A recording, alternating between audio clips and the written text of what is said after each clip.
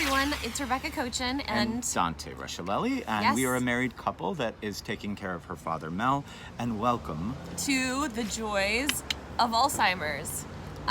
So yeah, thanks for joining us today. I wanted to show you this that I got at my caregiver group, training group. I know it looks like a lot. But Ominous. It looks ominous, but it's not. There's a lot of amazing information.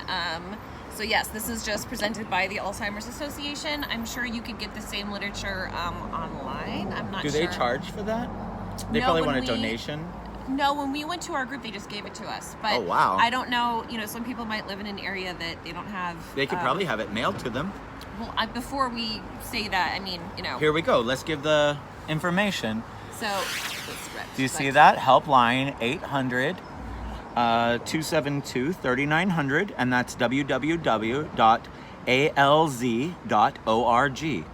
And I'll put that across the screen. Right. Because I don't think they're going to be able. Can they see it? Or They is can it see it. backwards? It's probably backwards. That's why I had to look at it. Anywho, so yeah, tons of good information about caregiving in here. I wanted to touch on the subject today about how when things that just used to be like normal stresses in your life, things that caused angst and anxiety, when anyone lives with you, especially someone with Alzheimer's, it just makes everything so much harder. You know what I mean?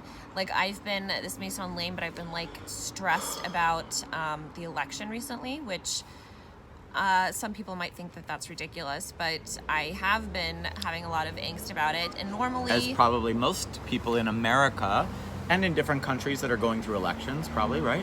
Right. I know that Brexit has been stressful on our friends over there. right.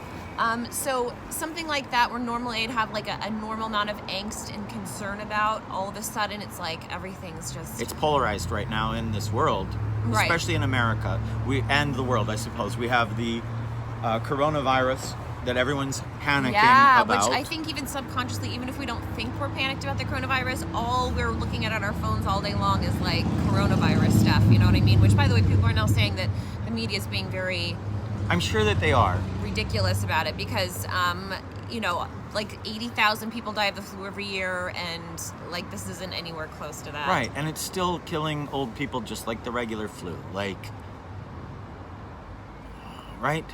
I hate to say, but it's still... We're getting off on a tangent. But no, we're not, because what we're saying is the news is infiltrating your brain. Even if we stopped watching the news recently because of our brains, we still think we're done watching it, but every time on we Twitter, Right. all you hear on Twitter is just Right. like the polarizing insanity.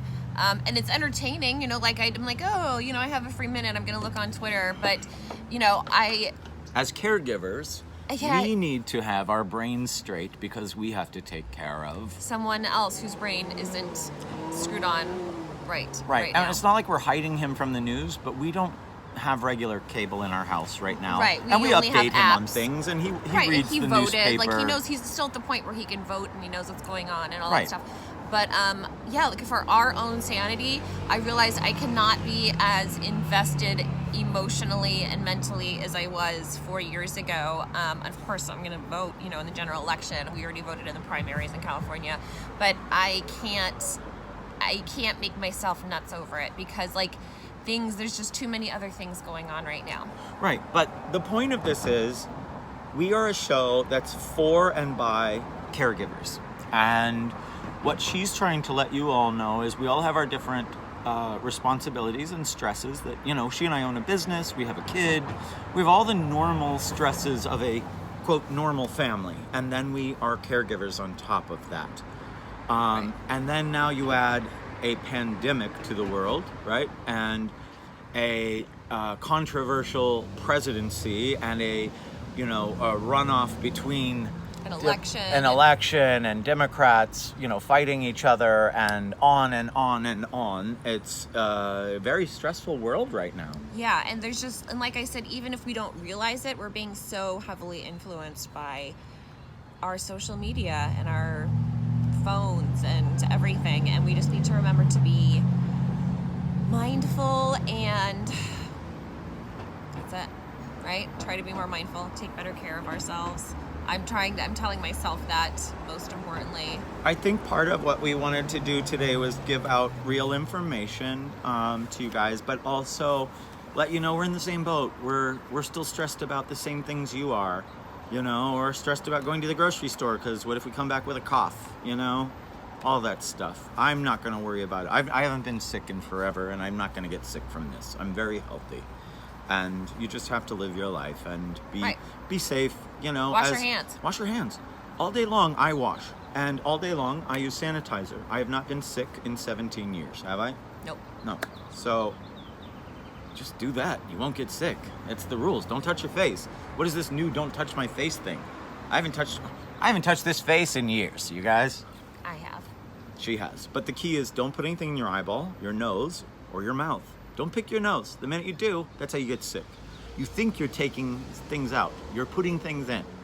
That's just membrane, you guys. And so whatever doorknob you touched, it's going in there. If you pick your teeth after touching a doorknob or a shopping cart, you're nuts. You're nuts. Here's how I wipe my face. Like that. Like this. Like that. I never touch it. All right. All right, so take care of yourself. Don't get sick because you have someone to take care of. And try not to get caught up in all the like of that, okay? It'll make you crazy, right? It's making me crazy But you now. don't need to. You don't need to. You live in your own space. In your own house, you don't have coronavirus. You don't need to vote or do anything else right now. You just need to take care of yourself and the person that you are caregiving for. That's it. You do you and the person you're caring for. Ding!